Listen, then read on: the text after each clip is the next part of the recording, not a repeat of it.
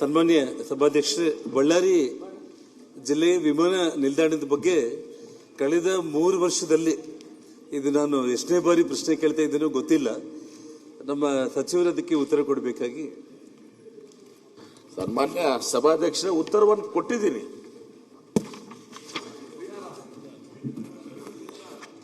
ಸನ್ಮಾನ್ಯ ಸಭಾಧ್ಯಕ್ಷರೇ, ಸರ್ ನನಗೊಂದು 5 ನಿಮಿಷ ನಾನು ಇದರ ಬಗ್ಗೆ ನಾನು ಮಾತಾಡ್ತೀನಿ. ಅವ್ರು ಕೂಡ ಸ್ವಲ್ಪ ಕೆಲವೊಂದು ವಿಷಯಗಳು ನೋಟ್ ಮಾಡ್ಕೊಳ್ಳಿ. ಪ್ರಶ್ನೆ ಕೇಳಿ. ಬಳ್ಳಾರಿಯಲ್ಲಿ 2010 900 ಎಕರೆ ಜಮೀನನ್ನ ವಿಮಾನ ನಿಲ್ದಾಣ ಮಾಡಬೇಕಂತ ಸರ್ಕಾರದ ಕಡೆಯಿಂದ 124 ಕೋಟಿ ಹಣ ಕೊಟ್ಟು ಲ್ಯಾಂಡ್ ಅಕ್ವಿಸಿಷನ್ ಆಗಿದೆ. ಏರ್ಪೋರ್ಟ್ ನಾವು ಮಾಡಬೇಕು ಅಂತಂದ್ರೆ ನಾನು ತೋರಿಸಿದ್ದ ಅಥವಾ ಯಾರೋ ತೋರಿಸಿದ್ದು ಇಂಥ ಜಾಗದಲ್ಲಿ ಏರ್ಪೋರ್ಟ್ ಕಟ್ಟಬೇಕು ಅಂದ್ರೆ ಏರ್ಪೋರ್ಟ್ ಅಥಾರಿಟಿ ಆಫ್ ಇಂಡಿಯಾದವರು ಏರ್ಪೋರ್ಟ್ ಕಟ್ಟಲ್ಲ. ನನಗೆ ಪ್ರಯಾರಿಟಿ ಇದ್ದಿದ್ದು, ನನಗೆ ಪ್ರಾಣಕ್ಕೆ ಪ್ರಾಣ ಅಂತಂದ್ರೆ ಹಂಪಿ ಮತ್ತು ಬಳ್ಳಾರಿ 55-60 ಕಿಲೋಮೀಟರ್ಸ್ ಆಗುತ್ತೆ. ಇನ್ ಬಿಟ್ವೀನ್ ಹಂಪಿ ಮತ್ತು ಬಳ್ಳಾರಿ ನಡುವೆ ಏರ್ಪೋರ್ಟ್ ಕಟ್ಟಬೇಕನ್ನೋ ಪ್ರಯಾರಿಟಿಯಲ್ಲಿ ಫಸ್ಟ್ ಪ್ರಯಾರಿಟಿ ಅಲ್ಲಿ ಜಾಗನ ನಾವು ಫೈನಲ್ ಮಾಡಬೇಕಂತೇಳಿ ಏರ್ಪೋರ್ಟ್ ಅಥಾರಿಟಿ ಆಫ್ ಇಂಡಿಯಾ ಅವರಿಗೆ 4 ಜಾಗಗಳನ್ನ ನಾವು ತೋರಿಸಿದ್ದೀವಿ. ಬಳ್ಳಾರಿ ಹಂಪಿ ನಡುವೆ, ಮತ್ತೆ ಬಳ್ಳಾರಿ ಬೆಂಗಳೂರು ರೋಡಲ್ಲಿ, ಮತ್ತೆ ಬಳ್ಳಾರಿ ಒಂದು ಸಿರುಗುಪ್ಪ ಅಂದ್ರೆ ಒಂದು ಡಿಫ್ರೆಂಟ್ 4 ರೋಡಲ್ಲಿ ತೋರಿಸಿದಾಗ ಏರ್ಪೋರ್ಟ್ ಅಥಾರಿಟಿ ಆಫ್ ಇಂಡಿಯಾದವ್ರು ಬಂದು ಹಂಪಿ ಬಳ್ಳಾರಿ ನಡುವೆ ಯಾಕೆ ಮಾಡ್ಲಿಕ್ಕೆ ಆಗಲ್ಲ, ಇನ್ನೊಂದು ರೋಡಲ್ಲಿ ಯಾಕೆ ಮಾಡ್ಲಿಕ್ಕೆ ಆಗಲ್ಲ ಅಂತೇಳಿ ಎಲ್ಲದಕ್ಕೂ ರಿಪೋರ್ಟ್ ಕೊಟ್ಟರು. ಯಾಕೆಂದ್ರೆ ಹಂಪಿ ಬಳ್ಳಾರಿ ನಡುವೆ ಒಂದು ಕಡೆ ಮೈನ್ಸ್ ಬೆಟ್ಟಗಳು ಬರುತ್ತೆ, ಇನ್ನೊಂದು ಕಡೆ ಕಲ್ಲಿನ ಬೆಟ್ಟಗಳು. ಯಾವುದೇ ಕಾರಣಕ್ಕೂ ಕೂಡ ಒಂದು ಇಂಟರ್ನ್ಯಾಷನಲ್ ಸ್ಟ್ಯಾಂಡರ್ಡ್ ಏರ್ಪೋರ್ಟ್ ಕಟ್ಟಲಿಕ್ಕೆ ಆಗಲಿ ಅಥವಾ ಯಾವುದೇ ಏರ್ಪೋರ್ಟ್ ಕಟ್ಟಲಿಕ್ಕೆ ಆಗಲ್ಲ ಅಂತೇಳಿ ರಿಪೋರ್ಟ್ ಎಲ್ಲ ಕೊಟ್ಟು ಯಾವ ಸೈಟ್ ಅವರು ಫೈನಲ್ ಮಾಡಿದ್ರು ಆ ಸೈಟ್ಗೆ ನಾವು 900 ಎಕರೆಗೆ ಸರ್ಕಾರ ನೋಟಿಫಿಕೇಶನ್ ಮಾಡಿ ಲ್ಯಾಂಡ್ ಅಕ್ವೈರ್ ಮಾಡಿದ್ದು. ವಿಚಿತ್ರ ಅಂದ್ರೆ 15 ವರ್ಷ ಆಗಿದೆ. 2 ಬಾರಿ ಇವತ್ತು ಸನ್ಮಾನ್ಯ ಸಿದ್ದರಾಮಯ್ಯ ಅವರು ಮತ್ತೆ ಮುಖ್ಯಮಂತ್ರಿ ಆದರು. ನಡುವೆ ಬಿಜೆಪಿ ಸರ್ಕಾರ ಒಂದು 3.5 ವರ್ಷ ಇದ್ರು. ಫಸ್ಟ್ ಪ್ರೈವೇಟ್ ವ್ಯಕ್ತಿಗಳು ಕೊಟ್ಟಿದ್ದಾರೆ, ಮಾರ್ಕ್ ಕಂಪನಿ ಅಂತ ಹೇಳಿ. ಅವರು ಬಹಳ ತೊಂದರೆಯಲ್ಲಿ ಬಿದ್ದುಬಿಟ್ಟು ಅವ್ರು ಏರ್ಪೋರ್ಟ್ ಕಟ್ಟಲಿಕ್ಕೆ ಆಗಲಿಲ್ಲ. ಲಾಸ್ಟ್ ಟೈಮು ನಮ್ಮ ಬೊಮ್ಮಾಯಿ ಗೌರ್ಮೆಂಟ್ ಅವರು ಇರೋ ಸಂದರ್ಭದಲ್ಲಿ ಮಾರ್ಕ್ ಕಂಪನಿದು ಕ್ಯಾನ್ಸಲ್ ಮಾಡಿ ಕರ್ನಾಟಕ ಸರ್ಕಾರನೇ ಏರ್ಪೋರ್ಟ್ ಕಟ್ಟಬೇಕಂತೇಳಿ ತೀರ್ಮಾನ ಮಾಡಿದ್ದಾರೆ.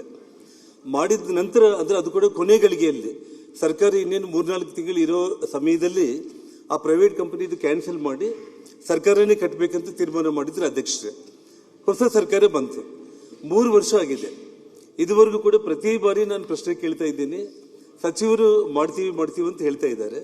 ನಾನು ಒಂದೇ ಅವ್ರಿಗೆ ಮನವಿ ಮಾಡ್ತಾ ಇರೋದು, ಅವ್ರ ಮನಸ್ಸಲ್ಲಿ ಏನಿದೆ ಅಂತಂದ್ರೆ, ನಾನು ಪತ್ರಿಕೆ ಹೇಳಿಕೆಗಳನ್ನ ನಾನು ನೋಡ್ತಾ ಇದ್ದೆ.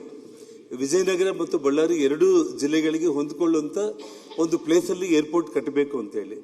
ನಿಮಗಿಂತ ಮುಂಚೆ ನಾನು ಫಸ್ಟ್ ಪ್ರಾಮಾಣಿಕವಾಗಿ ಪ್ರಯತ್ನ ಮಾಡಿದ್ದು ಹಂಪಿನ ದೃಷ್ಟಿಯಲ್ಲಿ ಇಟ್ಕೊಂಡು ಪ್ರವಾಸಿಗರು ಬರ್ತಾರೆ, ಬಳ್ಳಾರಿ ಹಂಪಿ ನಡುವೆ ನಾವು ಕಟ್ಟೋದ್ರಿಂದ ಎಲ್ರಿಗೂ ಅನುಕೂಲ ಆಗುತ್ತೆ, ಇಂಡಸ್ಟ್ರಿಯಲಿಸ್ಟ್ಗಳಿಗೆ ಬಳ್ಳಾರಿಗೆ. ಆದ್ರೆ ಇವತ್ತು ಯಾಕೆ ವಿಳಂಬ ಆಗ್ತಾ ಇದೆ ಅನ್ನೋದು ನಿಜವಾಗ್ಲೂ ಕೂಡ ನಾನು ಅವರಲ್ಲಿ ಮನವಿ ಮಾಡಿದೆ.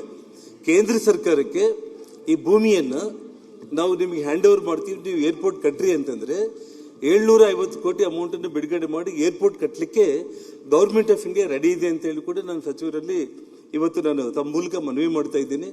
ದಯಮಾಡಿ ನಾನು ಹೇಳ್ತಾ ಇರುವುದೇನಂತಂದ್ರೆ, ಒಂದು ವೇಳೆ ನಿಮ್ಮ ಮನಸ್ಸಲ್ಲಿ ನಾವು ಇಂಥ ಕಡೆ ಏರ್ಪೋರ್ಟ್ ಮಾಡಬೇಕು ಅಂತ ಇದ್ರೂ ಕೂಡ ಈಗಾಗಲೇ ಇವತ್ತು 900 ಎಕರೆ ಜಮೀನು 15 ವರ್ಷಗಳ ಹಿಂದೆನೆ ಅಕ್ವೈರ್ ಆಗಿದೆ. ಇವತ್ತು ಆ ಲ್ಯಾಂಡ್ ವ್ಯಾಲ್ಯೂ 1000 ಕೋಟಿ ಇದೆ. ಇವತ್ತು ನೀವು ಇನ್ನೊಂದು ಕಡೆ ಏರ್ಪೋರ್ಟ್ ಮಾಡಬೇಕಂದ್ರೆ ನಾನು ಆ ಪ್ರಯತ್ನಗಳೆಲ್ಲ ಮಾಡಿ ಆಗಲ್ಲ ಅಂತ ಹೇಳಿದ ಮೇಲೆ ಈ ಸೈಟಲ್ಲಿ ಮಾಡ್ತಾ ಇರೋದು. ದಯಮಾಡಿ ಬಿಜಾಪುರ ಏರ್ಪೋರ್ಟ್, ನಾನು ಈ ಹಿಂದೆ ಸರ್ಕಾರದಲ್ಲಿ ಸಚಿವನಾಗಿದ್ದಾಗಲೇ ಬಿಜಾಪುರ ಮತ್ತು ಬಳ್ಳಾರಿ 2ಕ್ಕೂ ಒಂದೇ ಸಲ ಲ್ಯಾಂಡ್ ಅಕ್ವಿಸಿಷನ್ ಮಾಡಿದ್ದೀವಿ. ಇವತ್ತು ಬಿಜಾಪುರ ಏರ್ಪೋರ್ಟ್ ಪೂರ್ತಿಯಾಗಿದೆ. ಅದು ನಿಮ್ಮ ಜಿಲ್ಲೆ, ನನ್ನ ಜಿಲ್ಲೆಗೆ ನೀವು ಏರ್ಪೋರ್ಟ್ ಕಟ್ಟಿ ಆ ಋಣ ತೀರಿಸ್ಕೊಂಡ್ಬಿಡಿ. ನಾನು ಸಭಾಧ್ಯಕ್ಷರೇ, ಮಾನ್ಯ ಸದಸ್ಯರು ಹೇಳಿದ್ದು ಎಲ್ಲವೂ ಸತ್ಯ ಇದೆ. ಇದು ಹಿಂದೆ ಈ ಬಳ್ಳಾರಿ ಏರ್ಪೋರ್ಟ್ ವಿಮಾನ ನಿಲ್ದಾಣನ PPP ಬೋರ್ಡ್ನಲ್ಲಿ ಮಾಡಬೇಕು ಅಂತ, ಇದರ ಜೊತೆಗೆ Bijapur also same mark consultancy ಮಾಡಬೇಕು ಅಂದಾಗ ಅವನು ಮಾಡಲಾರ್ದೆ 7-8 ವರ್ಷ ಈ ವೇಸ್ಟೆಡ್ ಟೈಮ್ ಹೋದರು. 2022ರಲ್ಲಿ ಇವತ್ತು ದಿವಸ ಇದನ್ನ ಆ ಮಾರ್ಗನ ಟರ್ಮಿನೇಟ್ ಮಾಡಿ ಅವನ ಕಡೆ ಮಾಡೋಕ್ಕಾಗೋದಿಲ್ಲ ಅಂತ ಹೇಳಿ ತಿಳ್ಕೊಂಡು ಏರ್ಪೋರ್ಟ್ ಅಥಾರಿಟಿ ಇದು ಸರ್ಕಾರದಿಂದ ಮಾಡಬೇಕು, ನಮ್ಮ ಅಂತೇಳಿ ನಿರ್ಧಾರ ಕೂಡ ಮಾಡಿದ್ದಾರೆ. ಅಲ್ಲಿ 800 ಎಕರೆನೂ ಕೂಡ ಅವರು ತುತ್ತು ತಗೊಂಡಿದ್ದಾರೆ. ಅವಾಗ ಫಿಸಿಬಿಲಿಟಿ ಸ್ಟಡಿನೂ ಕೂಡ ಆಗಿದೆ. 4 ಸೈಟ್ಸು, ಒಂದು ಸೋಮ ಸಮುದ್ರ, ಆಮೇಲೆ ನನ್ನ ಕಡೆ ಫುಲ್ ರಿಪೋರ್ಟ್ ಇದೆ ಇಲ್ಲಿ ಎಲ್ಲೆಲ್ಲಿ ಸೈಟ್ಸ್ ಅಂತ ಹೇಳಿ. ಆಯ್ತು, ಸೋಮ ನಾನು ಕೊಡ್ತೀನಿ ನಿಮ್ಗೆ. ಆಮೇಲೆ Soma Samudra, rights of side of Tallur road 2ನೇದು, left side of Bellary Moka road 3ನೇದು, ಮತ್ತು ಈಗ 4ನೇದು ವಿಚ್ ಇಸ್ ಈಗ ನೀವೇನು ಅಕ್ವೈರ್ ಮಾಡಿದ್ರೆ ಅದು ಸಂಗನಕಲ್ ಮೋಕ ರೋಡ್, 10 ಕಿಲೋಮೀಟರ್ ಬಳ್ಳಾರಿಯಿಂದ ಇದೆ.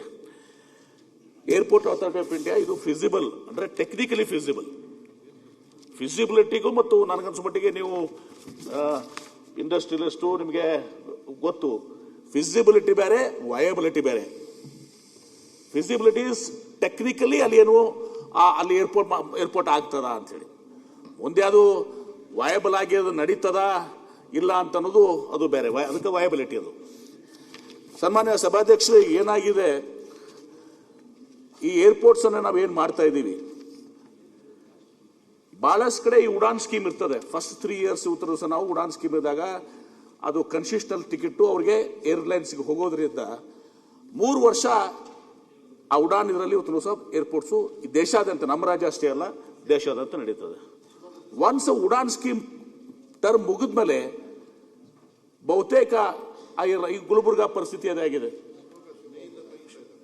ಶಿವಮೊಗ್ಗದು ಈಗ ಪರಿಸ್ಥಿತಿ ಈಗ ಬರ್ತಾ ಇದೆ, ಬೆಳಗಾಂ ಅಲ್ಲ, ಇದು ನಮ್ಮ ಬಳ್ಳಾರಿ, ಬೀದರ್, ಗುಲ್ಬರ್ಗಾದಲ್ಲಿ ಇವತ್ತು ಏರ್ಪೋರ್ಟ್ ಯಾವ ಫ್ಲೈಟ್ಸ್ ಇಲ್ಲ, ಬಳ್ಳಾರಿಗೆ ಯಾವುದು ಫ್ಲೈಟ್ಸ್ ಇಲ್ಲ. ಈಗ ನಾವು ಅದನ್ನ IDD ಮುಖಾಂತರ ಮತ್ತು ಈಶ್ವರ್ ಖಂಡ್ರೆ ಅವರು ತಮ್ಮ KKRD ಫಂಡ್ಸ್ ಕೂಡ ಒಂದೇನೋ ಇದು ಮಾಡ್ಕೊಂಡು ಇವತ್ತು ನ್ಯೂಸ್ ನಡೆಸ್ತಾ ಇದ್ದೀವಿ. ಅದಕ್ಕೆ ನಾನು ಬಳ್ಳಾರಿಗೆ ಮಾಡಬಾರ್ದು ಅಂತೂ ಇಲ್ಲ, ಸೈಟ್ ತಗೊಂಡಿದ್ದೀವಿ, ಏರ್ಪೋರ್ಟ್ ಆಫ್ ಅಥಾರಿಟಿ ಕೊಟ್ಬಿಟ್ರೆ ಈಗ ಅವ್ರು ಹ್ಯಾಂಡ್ ಓವರ್ ಮಾಡಿದ್ರೆ ಅವ್ರು ಮಾಡ್ತಾರೆ. ಯಾಕಂದ್ರೆ ಅದು ಬಳ್ಳಾರಿ ಅಂದ್ಮ್ಯಾಗ ಬಕ್ಕದು ನಮ್ಮ ಆಂಧ್ರ ಪ್ರದೇಶಕ್ಕೂ ಕೂಡ ಅಷ್ಟೇ ಅನುಕೂಲ ಆಗ್ತದೆ.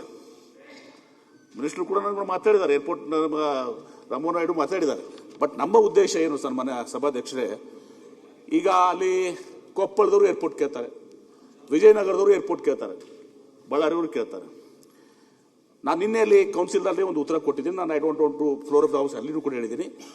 ನಾನು ಈ ಪರಿಸ್ಥಿತಿ ಇದೆ, ಎಲ್ಲರನ್ನೂ ಬಳ್ಳಾರಿ, ಕೊಪ್ಪಳ ಮತ್ತು ವಿಜಯನಗರ ಎಲ್ಲ ಶಾಸಕರನ್ನ, ಸಂಸದರನ್ನ ತಮ್ಮೆಲ್ಲರನ್ನು ಕರೆದು ಮುಖ್ಯಮಂತ್ರಿಗಳ ಅಧ್ಯಕ್ಷತೆಯಲ್ಲಿ ಒಂದು ಮೀಟಿಂಗ್ ಮಾಡಿ 2 ಸಿಚುವೇಶನ್ಸ್ ನಮ್ಮ ಮುಂದಿದ್ದಾವೆ. ಒಂದು, ಬಳ್ಳಾರಿ ಏರ್ಪೋರ್ಟ್ ನಾವು ಕೊಟ್ಟು ಏರ್ಪೋರ್ಟ್ ಹಿಡ್ಕೊಂಡ್ಬಿಟ್ರೆ ಅವ್ರು ಮಾಡ್ತಾರೆ. ಬಟ್ ನನ್ನ ಪ್ರಕಾರ ಸನ್ಮಾನ್ಯ ಸಭಾಧ್ಯಕ್ಷರೇ, ಅದು ಬಳ್ಳಾರಿಗೆ ಅನುಕೂಲ ಆಗ್ತದೆ ಮತ್ತು ಬಹುತೇಕ ಒಂದು ಅರ್ಧ ನಮಗಾಗ್ಬೋದು, ಅರ್ಧ ಆಂಧ್ರ ಪ್ರದೇಶಕ್ಕೆ ಅನುಕೂಲ ಆಗುತ್ತೆ. Let us be frank. 2ನೇದು ಸನ್ಮಾನ್ಯ ಸಭಾಧ್ಯಕ್ಷರೇ, ನಾನು ಒಂದು ಪ್ರಯತ್ನ ಮಾಡಿದೆ. ಇದೀಗ ಬಳ್ಳಾರಿ ಮತ್ತು ವಿಜಯನಗರ ಮತ್ತು ಕೊಪ್ಪಳ ಈ 3ಕ್ಕೂ ಅನುಕೂಲ ಆಗುವಂಥದ್ದು ಯಾವ್ದಾದ್ರು ಸೈಟ್ಸ್ ಇದಾವ?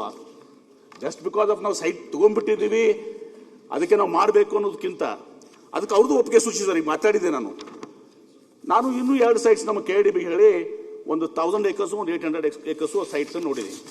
ಬಟ್ ಮಾನ್ಯ ಸದಸ್ಯರ ಅಭಿಪ್ರಾಯ ಏನಿದೆ ಅಂದ್ರೆ ಅದು ಇಲ್ಲ ಸರ್, ಅದು ಫಿಸಿಬಲ್ ಆಗೋದಿಲ್ಲ, ಯಾಕಂದ್ರೆ ಅಲ್ಲಿ ಗುಡ್ಡಗಳು ಬರ್ತವೆ, ಹಾಗೆ ಅಂತಾರೆ. ಆ ಗುಡ್ಗ ಫಿಸಿಬಲ್ ಆಗೋದಿಲ್ಲ, ಗುಡ್ಡಗಳು ಬಂದರೆ ನಿಶ್ಚಿತವಾಗಿಯೂ ಆ ಸೈಟ್ಸು ಈಗ 4 ಸೈಟ್ನಲ್ಲಿ 1 ಸೈಟ್ ಸೆಲೆಕ್ಟ್ ಆಯಿತು, ಆ 2 ಸೈಟ್ಸೂ ಆಗೋದಿಲ್ಲ. ಬಟ್ ಒಂದು ನಾವು ಪ್ರಯತ್ನ ಮಾಡೋದು ಒಳ್ಳೆಯದು ಅಂತ ನನಗನ್ನಿಸ್ತದೆ. ಮುಖ್ಯಮಂತ್ರಿಗಳ ಅಧ್ಯಕ್ಷತೆ ನಾನು ಅದನ್ನೇ ಪ್ರಪೋಸ್ ಮಾಡ್ತೀನಿ. ಈ ಸೈಟ್ ಏನಿದೆಯಲ್ಲ ಅದು ಬಳ್ಳಾರಿಯಿಂದ 10 ಕಿಲೋಮೀಟರ್ ದೂರ ಇದೆ, ಅದನ್ನು ಕೂಡ ಭಾಳ ಜಾಸ್ತಿ ಇಲ್ಲ.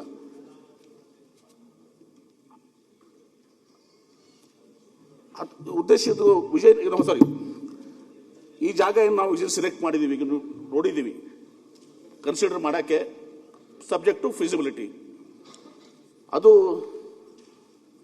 19 ಕಿಲೋಮೀಟರ್ ಆಗ್ತದೆ ನಿಮ್ಮ ಈ ಸೈಟ್ಸ್ಗೆ, ನಿಮ್ದು ಏನು ಏರ್ಪೋರ್ಟ್ ಇದೆಯಲ್ಲ ಆ ಸೈಟಿಗೆ.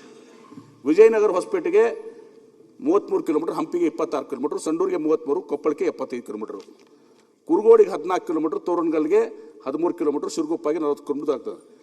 ಹೀಗಾಗಿ 3 ಜಿಲ್ಲೆಗೆ ಅನುಕೂಲ ಆಗ್ತದೆ ಅನ್ನೋದು ಒಂದು 2 ಸೈಟ್ಸನ್ನು KIDB ನಾನು ಸೆಲೆಕ್ಟ್ ಮಾಡಿದ್ದೀನಿ.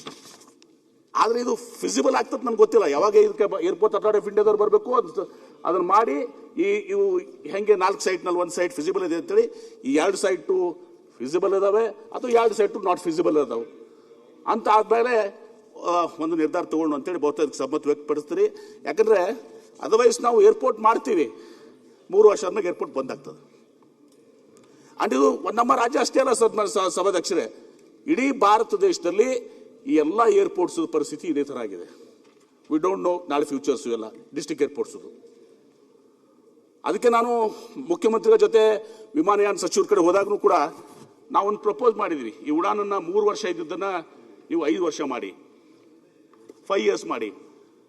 ಆಮೇಲೆ ಅಷ್ಟೇ ಅಲ್ಲ ಸನ್ಮಾನ್ಯ ಸಭಾಧ್ಯಕ್ಷರೇ, ನೆಕ್ಸ್ಟ್ 5 yearsಗೆ ಸ್ಟೇಟ್ ಮತ್ತು ಸೆಂಟ್ರಲ್ ನಾವು ಶೇರಿಂಗ್ 50-50 ಶೇರಿಂಗ್ ಮಾಡ್ತೀವಿ. ಒಂದು 10 years ಆದರೆ ಅದು ಒಂದು ಇದಕ್ಕೆ ಬರ್ತದೆ, ಇದಾಗ್ತದೆ ಅಂತ ಹೇಳಿ ಹೇಳಿದ್ದೀನಿ. ಅವರು ಕೂಡ ಇದು ರಾಷ್ಟ್ರಾದ್ಯಂತ ಸಮಸ್ಯೆ ಇದೆ. They are also thinking on this lines. 3 ವರ್ಷ ಬದಲಿ 5 ವರ್ಷ ನಮ್ಮ ಪ್ರಪೋಸಲ್. ಅದು ಒಪ್ತಾರೆ ಬಿಡ್ತಾರೆ, ಅವ್ರು ಏನು ಅದರಲ್ಲಿ ಹೆಚ್ಚು ಕಮ್ಮಿ ಮಾಡ್ತಾರೆ ಗೊತ್ತಿಲ್ಲ. ಇನ್ನು 5 ವರ್ಷ ನಾವು 50-50 ಶೇರಿಂಗ್ ಅಂತ ಮಾಡಿದ್ದೀವಿ. ಅದಲ್ಲದೆ ಸನ್ಮಾನ್ಯ ಸಭಾಧ್ಯಕ್ಷರಿಗೆ ನಾನು ನಮ್ಮ IDD ಇಲಾಖೆಯಿಂದ ಈ ವಿಮಾನಯಾನ ಒಂದು ಪಾಲಿಸಿನೇ ತರ್ತಾ ಇದ್ದೀವಿ. ಈಗ 2 other states have done it, Madhya Pradesh and UP. ಈಗ ಆ ಪಾಲಿಸಿಯಲ್ಲಿ ಸಹ ನಾವು ರಾಜ್ಯನೂ ಕೂಡ ಶೇರಿಂಗ್ ಏನು ಮಾಡಬೇಕು. ಆಮೇಲೆ ಈಗ ಇಂಟರ್ನ್ಯಾಷನಲ್ ಏರ್ಕ್ರಾಫ್ಟ್ಸ್ಗೆ ಅನೇಕ ಸಲ ಆ ಏರ್ಲೈನ್ಸ್ದವ್ರಿಗೆ ಒಂದು ಬಲ್ಕ್ ಅಮೌಂಟ್ ಕೇಳ್ತಾರೆ. ಟುಮಾರೋ ಹುಬ್ಳಿದಿಂದ ನಾವು ದುಬೈಗೆ ಹೋಗ್ಬೇಕಾ, ಅಲ್ಲಿಂದ ಕನೆಕ್ಟಿವಿಟಿ ಫರ್ದರ್ ಆಗ್ತದೆ. ಅದಕ್ಕೆ ಪರ್ ಏರ್ಕ್ರಾಫ್ಟ್ ಇಂತಿಷ್ಟು ಚಾರ್ಜಸ್ ಮಾಡ್ತಾರೆ. ಸೆಂಟ್ರಲ್ ಗೌರ್ಮೆಂಟ್ ಎಷ್ಟು ಕೊಡ್ತಾರೆ, ನಾವು ಎಷ್ಟು ಕೊಡ್ತೀವಿ, ಅಥವಾ ನಾವು ಉಡಾನ್ ಬಿಟ್ಟು ಸಹ ಇದಾದಾಗ ನಾವು 50% ಶೇರ್ ಕೊಡಬೇಕಲ್ಲ, ಅಥವಾ 100%. ಈಗಾಗಲೇ 2 ಕಡೆ ಬೀದರ್ದಲ್ಲಿ ಮಾಡ್ತಾ ಇದೀವಿ, ಗುಲ್ಬರ್ಗಾದಾಗ ಅದೇ ಪ್ರಪೋಸಲ್ ಬಂದಿದೆ. ಸೇಮ್ ಲೈಕ್ ಬೀದರ್, KKRDಬಿಂದ ಅರ್ಧ ದುಡ್ಡು ಕೊಡ್ತೀವಿ ಮತ್ತು IDDದಿಂದ ಅರ್ಧ ದುಡ್ಡು ಕೊಡಿ. ಬೀದರ್ ತರ ಇವತ್ತೊಂದು ದಿವಸ ಬೀದರ್ದ ಎಕ್ಸ್ಟೆಂಡ್ ಆಗ್ಬೇಕು, ಈಗ ಮುಗಿತೀಗ ನಿಮ್ದು. ಹೀಗೆ ಈ ಸಮಸ್ಯೆಗಳಿದಾವೆ. ಅದಕ್ಕೆ ಒಂದು ನಮ್ಮದೇ ಒಂದು ಸಿವಿಲ್ ಏವಿಯೇಷನ್ ಪಾಲಿಸಿಯನ್ನು ನಾವು ಇವತ್ತೊಂದು ದಿವಸ ಈಗ ಎಲ್ಲ ತರಿಸಿದೀವಿ, ವರ್ಕ್ ಮಾಡ್ತಾ ಇದ್ದಾರೆ ನಮ್ಮ ಅಧಿಕಾರಿಗಳು. ಅದನ್ನು ಕೂಡ ಮಾಡ್ತೀವಿ. ಮುಖ್ಯಮಂತ್ರಿಗಳ ಹತ್ರ ಶೀಘ್ರ ಒಂದು ಸಭೆಯನ್ನು ಮಾಡ್ತೀವಿ. ಸಾಧ್ಯ ಆದಷ್ಟು ಈ ಸೆಷನ್ನ ಒಳಗಡೆನೆ ಮಾಡಿ ಜನಾರ್ದನ್ ರೆಡ್ಡಿ ಅವರು ಒಂದು ಮೈ ಇಂಟ್ರೆಸ್ಟ್, ನನಗೆ ಬಳ್ಳಾರಿ ಮಾಡಬಾರ್ದಂತಿಲ್ಲ, ನನಗೇನು ಅದ್ರ ಮೇಲೆ ಇದು ಇಲ್ಲ, ಕೊಟ್ಬಿಟ್ರೆ ಇಮಿಡಿಯೇಟ್ಲಿ ಏರ್ಪೋರ್ಟ್ ಆಫ್ ಇಂಡಿಯಾ ಮಾಡ್ತಾರೆ. ಫಿಸಿಬಲ್ ವಯಬಲ್ ಆಗುತ್ತಾ ಅನ್ನೋದು ಇಸ್ ಅ ಬಿಗರ್ ಕ್ವಶನ್. ನಾನು ಎಕ್ಸ್ಪ್ಲೇನ್ ಮಾಡ್ತೀನಿ. ಆಮೇಲೆ ಹೇಳ್ತೀನಿ, ಈ 2 ಸೈಟ್ಸ್ ನಾವು ವೆರಿಫೈ ಮಾಡೋಣಂತೆ, ನೀವು ನೋಡ್ಕೊಂಬರಾಕತ್ರಂತೆ. ಇವು 2 ಸೈಟ್ಸ್ ನಿಮಗೂ ಕೊಡ್ತೀನಿ, ಇದನ್ನ ಈ ಪೇಪರ್ಸ್ ನಿಮಗೆ ಕೊಡ್ತೀನಿ, ನೋಡ್ಕೊಂಡ್ಬಂದು ಅವು 2 ಸೈಟ್ಸ್ ಬಗ್ಗೆ ಒಪಿನಿಯನ್ ಎಕ್ಸಾಸ್ಟ್ ಮಾಡಿ ಮೇಲೆ then you take a decision. ಎಲ್ಲರಿಗೂ ಅನುಕೂಲ ಆಗ್ತಿದ್ರೆ ವಯಬಲ್ ಆಗುತ್ತೆ. ಈಗ ಉದಾಹರಣೆಗಾಗಿ ಸನ್ಮಾನ್ಯ ಸಭಾಧ್ಯಕ್ಷರೇ, ಈಗ ನಮ್ಮಲ್ಲಿ ಬೆಳಗಾಂ ಏರ್ಪೋರ್ಟ್ ಇದೆ, ಈ ಕಡೆ ಹುಬ್ಳಿ ಏರ್ಪೋರ್ಟ್ ಇದೆ. ಬೆಳಗಾಂ ಏರ್ಪೋರ್ಟ್ನ ನಾವು ಹುಬ್ಳಿ ಏರ್ಪೋರ್ಟ್ 2 ಎಕ್ಸ್ಪಾಂಡ್ ಮಾಡ್ಕೊಂತ ಹೋಗ್ಬಿಟ್ವಿ. ಅಫ್ಕೋರ್ಸ್ ಬೆಳಗಾಂ ಅದು ನಮ್ಮ ಏರ್ಫೋರ್ಸ್ ಇದು ಇದೆ, ಹುಬ್ಳಿದ್ ನಾವು ಮಾಡ್ಕೊಂಡಿದ್ವಿ. ಡಿಸ್ಟೆನ್ಸ್ ಎಷ್ಟಿದೆ? 70 ಕಿಲೋಮೀಟರ್. ಹುಬ್ಳಿ ಮತ್ತು ಬೆಳಗಾಂ ಮಧ್ಯ ಇವತ್ತು ಸಹ ಏನಾದರೂ ಏರ್ಪೋರ್ಟ್ ಆಗಿದ್ರೆ ಇವತ್ತು ನಮಗೆ ಪ್ಯಾಸೆಂಜರ್ ಲೋಡ್ ಏನು ಸಿಗ್ತಿತ್ತು, ಆಮೇಲೆ ನಮಗೆ ಕಾರ್ಗೋ ಲೋಡ್ ಏನು ಸಿಗ್ತಿತ್ತು. ಅವಾಗ ಈ 2 ಕಂಬೈನ್ ಆದಾಗ ನಮ್ದು ಟ್ರೂಲಿ ಇಂಟರ್ನ್ಯಾಷನಲ್ ಏರ್ಪೋರ್ಟ್ ಆಗ್ತಾ ಇತ್ತು. ಹೀಗೆ ನಾವು ತಪ್ಪುಗಳು ಮಾಡಿದೀವಿ. ಈ ನಮ್ದೇ ವಿಜಯಪುರ ತಗೊಳ್ಳಿ, ಶಿವಾನಂದ ಪಟ್ರಿ ಇಲ್ಲೇ ಇದಾರೆ. ನಾವು ಆಲ್ಮಟ್ಟಿ ಸೈಡ್ ಆಗಿದ್ರೆ ಏನಾಕಿತ್ರಿ, ನಾವು ಗುಲ್ಬರ್ಗಾ ಸೈಡ್ ಮಾಡಿದ್ವಿ ವಿಜಯಪುರ ಏರ್ಪೋರ್ಟ್. ಆಲ್ಮಟ್ಟಿ ಕಡೆ ನಾವು ರೋಡಿಗೆ ಈ ಕಡೆ ಮಾಡಿದೀವಿ ಅಂದ್ರೆ ಇವತ್ತು Bagalkot, Badami, Pattadakal, Kudala Sangama, Almatti it would bean ಇನ್ನೂ ಹೆಚ್ಚಿಗೆ ವಯಬಲ್ ಆಗ್ತಿತ್ತು. ಈ ಥರ ನಾವು ಮಿಸ್ಟೇಕ್ಸ್ ಮಾಡಿದ್ದೀವಿ, ಮುಂದೇನೂ ಅದೇ ಮಿಸ್ಟೇಕ್ ಮಾಡಬಾರ್ದು ಅಂತೇಳಿ. ಆ ದುರ್ದೈವಶಾತ್ ಆ ಮಿಸ್ಟೇಕ್ ಮಾಡಬಾರ್ದು ಅಂತ ಡಿಸಿಷನ್ ನಿಮಗೆ ಬಂದು ಸಿಕ್ಕೊಂಡಿದೆ. ಅದಕ್ಕೆ ಮುಖ್ಯಮಂತ್ರಿಗಳ ಅಧ್ಯಕ್ಷತೆಯಲ್ಲಿ ಮೀಟಿಂಗ್ ಮಾಡಿ ಇದು ಮಾಡಿ ಒಂದು ಸೂಕ್ತವಾದಂಥ ನಿರ್ಧಾರ ನಿಮ್ಮ ಏನು ಇದಾವಲ್ಲ ಎಲ್ಲವನ್ನ ಇಟ್ಕೊಂಡೇ ಮಾಡೋಣಂತೆ. ಮಾನ್ಯ ಉಪಾಧ್ಯಕ್ಷರೇ ಒಂದು ನಿಮಿಷ, ಒಂದು ನಿಮಿಷ. ಮಾನ್ಯ ಸಚಿವರಿಗೆ MB ಪಾಟೀಲ್ ಸರ್ ನಿಮ್ದು ಅಲ್ಲಿ ನಿಮ್ದು ಆಗಿದೆ ಅಧ್ಯಕ್ಷರೇ, ಸಭಾಧ್ಯಕ್ಷರೇ, ಅಲ್ಲ ಇನ್ನು ಇದು ಪೂರ್ತಿ ಆಗಿಲ್ಲ ಸಭಾಧ್ಯಕ್ಷರೇ, ನಾನು ಇನ್ನು ಮಾತಾಡೋದಿದೆ.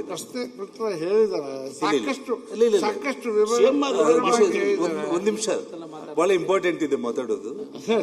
MB ಪಾಟೀಲ್ ಏನ್ ಹೇಳಿದ್ದಾರೆ, ಏನು ಬಾದಾಮಿ, ಪಟ್ಟದಕಲ್ಲು, ಐಹೊಳೆಗೆ ಸಂಬಂಧಪಟ್ಟು ಗುಲ್ಬರ್ಗದಿಂದ ಮಾಡೋದಕ್ಕಿಂತ ಆಲ್ಮಟ್ಟಿ ಹತ್ರ ಅಥವಾ ಬೆಳಗಾವಿ, ಹುಬ್ಳಿ ಅದೆಲ್ಲ ತಾವು ಹೇಳಿರೋದು ಪರ್ಫೆಕ್ಟ್.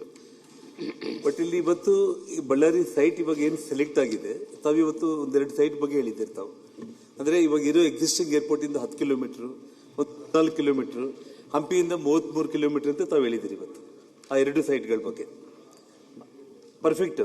ನಾನು ಹೇಳ್ತಾ ಇರೋದಂದ್ರೆ 10, 15 ಕಿಲೋಮೀಟರ್, 20 ಕಿಲೋಮೀಟರ್ ಜಾಸ್ತಿ ಡಿಫ್ರೆನ್ಸ್ ಏನು ಆಗಲ್ಲ ಸಚಿವರೇ. ನಾನು ಹೇಳ್ತಾ ಇರೋದು ನನ್ನ ಪ್ಲಾನ್ ಅಂದ್ರೆ, ನಿಮಗೆ ತಮ್ಮ ಇಲಾಖೆಯಲ್ಲಿ ಫೈಲ್ಸ್ ಎಲ್ಲ ನೀವು ತರಿಸ್ಕೊಳ್ಳಿ. ಬಳ್ಳಾರಿ ಏರ್ಪೋರ್ಟ್ ಕನ್ಸ್ಟ್ರಕ್ಷನ್ ಆದ ತಕ್ಷಣ ಹಂಪಿ ಮತ್ತು ಆನೆಗೊಂದಿಗೆ ಎಕ್ಸ್ಪ್ರೆಸ್ ವೇ ಹೇಳ್ತಾರ ನೀವು. ಎಕ್ಸ್ಪ್ರೆಸ್ ವೇ ಅಂತ ಹೇಳಿ 8 ವೇಸ್ ಮಾಡಿ ಎಕ್ಸ್ಕ್ಲೂಸಿವ್ ಆಗಿ ಗ್ರೀನ್ ಫೀಲ್ಡ್ ರೋಡ್. ರೈತರು ಎಲ್ಲರ ಹತ್ರ ಕೂಡ ಮಾತಾಡಿ ರೈತರು ಈ ಕ್ಷಣಕ್ಕೂ ರೆಡಿ ಇದ್ದಾರೆ. ತಾವು ಬಂದ್ರೆ ನಾನೇ ನಿಮ್ ಜೊತೆಯಲ್ಲಿ ಬರ್ತೀನಿ. ಫ್ರೀ ಆಫ್ ಕಾಸ್ಟ್ ಲ್ಯಾಂಡ್ ಅನ್ನ ಸಂಪೂರ್ಣವಾಗಿ ಫ್ರೀಯಾಗಿ ರೋಡ್ ಹಾಕ್ಲಿಕ್ಕೆ ಕೊಟ್ಟು ಆ ರೋಡ್ಗೆ ಆ ಕಡೆ ಈ ಕಡೆ ಇರೋದಕ್ಕೆ ನಾವು ಕಮರ್ಷಿಯಲ್ ಆಗಲಿ ಅಥವಾ ಇನ್ನೊಂದಕ್ಕಾಗಲಿ ಕನ್ವರ್ಷನ್ಗೆ ನಾವು ಅವ್ರಿಗೆ ಪರ್ಮಿಷನ್ ಕೊಟ್ಟು 8 ವೇ ನಾವು ಹಾಕೋದ್ರಿಂದ ಏರ್ಪೋರ್ಟ್ ಇಂದ 30-35 ನಿಮಿಷದಲ್ಲಿ ಹಂಪಿ ಮತ್ತು ಆನೆಗೊಂದಿಗೆ ಹೋಗ್ತಾರೆ. ಇವತ್ತು ಆನೆಗೊಂದಿಯಲ್ಲಿ ಅಂಜನಾದ್ರಿಗೆ ಒಂದು ದಿವಸಕ್ಕೆ 25,000 ಭಕ್ತಾದಿಗಳು ಪ್ರವಾಸಿಗರು ಬರ್ತಾ ಇದ್ದಾರೆ ಅಧ್ಯಕ್ಷರೇ. ಜೊತೆಗೆ ಇಡೀ ಭಾರತದಿಂದ ಒಂದು ದಿನಕ್ಕೆ 10,000 ಮಂದಿ ಇವತ್ತು ಅಂಜನಾದ್ರಿಯ ಹನುಮಂತನ ದರ್ಶನಕ್ಕೆ ಬರ್ತಾ ಇದ್ದಾರೆ. ಹಂಪಿಗೆ ನಿಮಗೆಲ್ಲ ಗೊತ್ತಿರೋ ರೀತಿಯಲ್ಲಿ ಹೆಚ್ಚು ಕಡಿಮೆ 5 ಲಕ್ಷ ವಿದೇಶಿ ಪ್ರವಾಸಿಗರು ಬರ್ತಾ ಇರುವಂತದ್ದು. ಹಾಗಾಗಿ ನಾನು ನಿಮ್ಗೆ ಹೇಳ್ತಾ ಇರೋದ್ರಿಂದ ನೀವು ಹೇಳಿರೋ ಕ್ಯಾಲ್ಕುಲೇಷನ್ಸ್ ಎಲ್ಲ ಇದೆ. ನಿಮ್ಗೆ ಏನಾದ್ರೂ ಒತ್ತಡ ಇದ್ರೆ ಅಲ್ಲಲ್ಲ ನಾನೇನು ನಿಮ್ಮನ್ನ ಇದು ಮಾಡ್ಕೊಳಕ್ ಹೋಗಲ್ಲ. ದಯಮಾಡಿ ನಾನು ಹೇಳ್ತಾ ಇದ್ದೀನಿ, ತಾವು ಮುಖ್ಯಮಂತ್ರಿಗಳ ಅಧ್ಯಕ್ಷತೆಯಲ್ಲಿ ಸಭೆಯನ್ನ ಸದನ ಮುಗಿಯೋದ್ರೊಳಗಡೆನೆ ಬರೋಬರನೆ ಒಂದು ಎಕ್ಸ್ಕ್ಲೂಸಿವ್ ಆಗಿ ಒಂದು 2 hours ನೀವು ನನಗೆ ಅಲ್ಲಿ ಟೈಮ್ ಕೊಡಿ. ಮತ್ತೆ ನಿಮ್ಮ ಇಲಾಖೆಯಲ್ಲೇ ಫೈಲ್ಸ್ ಇದೆ. ಆ ಗ್ರೀನ್ ಫೀಲ್ಡ್ ರೋಡ್ ನಿಮಗೆ ಎಲ್ಲ ಏನೇನು ಪ್ಲಾನ್ಗಳಾಗಿದೆ ಬಹಳ ಅಚ್ಚುಕಟ್ಟಾಗಿ ಮಾಡಿದ್ದೀವಿ. ಇಲ್ಲಿ ಯಾವುದೇ ಒಂದು ಇದರಲ್ಲಿ ಇಲ್ಲ.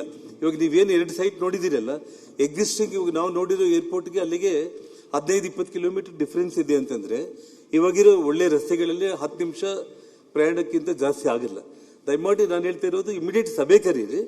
ಯಾಕಂದ್ರೆ ಇಲ್ಲಿ ನಾವು ಏನೇ ಮಾತಾಡಿದ್ರು ಕೂಡ ಬಹಳ ಡೀಟೇಲ್ಡ್ ಆಗಿ ಇಬ್ಬರು ಮಾತಾಡ್ಲಿಕ್ಕೆ ಆಗಲ್ಲ. ಮುಖ್ಯಮಂತ್ರಿಗಳ ಸಮಕ್ಷಮದಲ್ಲಿ ನೀವು ನಾವು ಎಲ್ಲ ಶಾಸಕರನ್ನು ಕೂಡ ಕರೆದು ಸಚಿವರೇ ಸನ್ಮಾನ್ಯ ಅವರು ಹೇಳ್ಬಿಟ್ಟು ಶಾಸನ ಹೇಳ್ತಾರೆ ಅವರು. ಸನ್ಮಾನ್ಯ ಸರ್, ಅದು ಜೊತೆ ನಮ್ದೊಂದು ಹಾಸನದ ವಿಮಾನ ನಿಲ್ದಾಣ ಆಮೆಗತಿಯಲ್ಲಿ ನಡೀತಿದೆ. ಅದು ಯಾವಾಗ ಪ್ರಾರಂಭ ಮಾಡ್ತೀರಿ ಅನ್ನೋದ್ರ ಬಗ್ಗೆ ಒಂದು ರಿಕ್ವೆಸ್ಟ್. ಸರ್, ಒಂದೇ ಮಿನಿಟ್ ಸರ್. ಹಾಸನ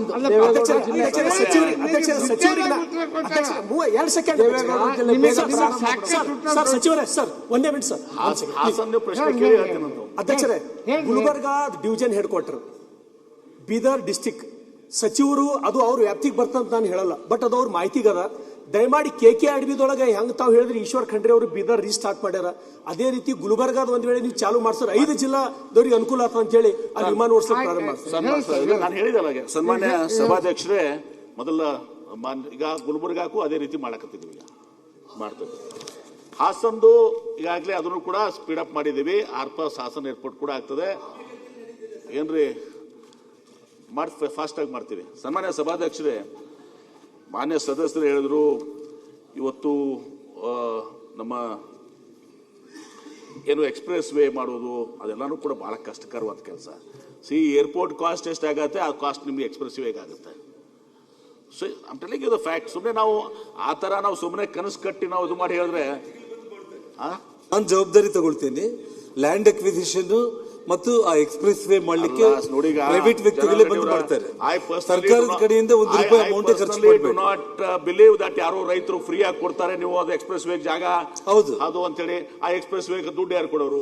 ಅದು ಪ್ರೈವೇಟ್ ವ್ಯಕ್ತಿಗಳಿಂದನೇ ನಾವು ಆಗಿಸಿ ಟೋಲ್ ರೂಪದಲ್ಲಿ ಅವರು ವಸೂಲಿ ಮಾಡ್ಕೊಳ್ಳಿ PPP ಮಾಡೆಲ್ ನಲ್ಲಿ. ಆಯ್ತು, ಮೀಟಿಂಗ್ ನಾಗ ಹೇಳಕತ್ತ. ಬಟ್ ನನಗೆ ನಾನು ಆ ಗದ್ದಲಕ್ಕೆ ನಾನು ಬೆಳೆದಲ್ಲ ಸನ್ಮಾನ್ಯ ಸಭಾಧ್ಯಕ್ಷರೇ, ರಿಸ್ಟ್ರಿಕ್ಟೆಡ್ ಟು ದಿಸ್.